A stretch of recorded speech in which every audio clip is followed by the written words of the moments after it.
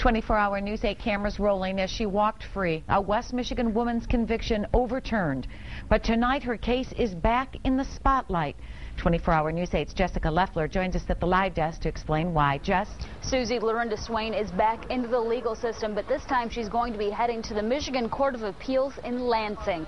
We spoke with Lorinda Swain's attorney, David Moran. He tells us that the Calhoun County prosecution is arguing that Judge Sint granted Lorinda a new trial after finding compelling evidence that she's likely innocent. And tomorrow the prosecution is appealing that decision. On the phone, Lorinda's attorney tells me they're arguing that Judge Sint shouldn't have heard Lorinda Swain's case at all.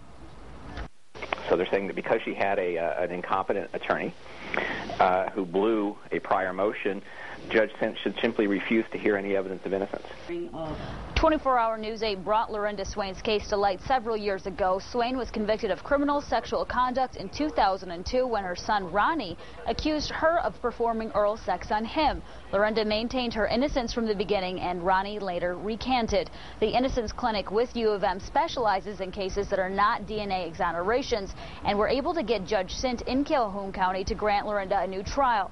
Swain was granted that because of her initial attorney's failure to call two witnesses at her trial, both who had evidence suggesting Swain's innocence. Lawyers with the Innocence Clinic at U of M say the prosecution's appeal is another method to try to keep Swain behind bars. And Judge Sint is a former prosecutor himself. He's not the sort of guy who's going to lightly declare somebody to be likely innocent, but he did in this case. And we would have hoped that that would have been a wake-up call to the prosecution in this case, that there really was a problem. But unfortunately, they seem determined to fight us all the way.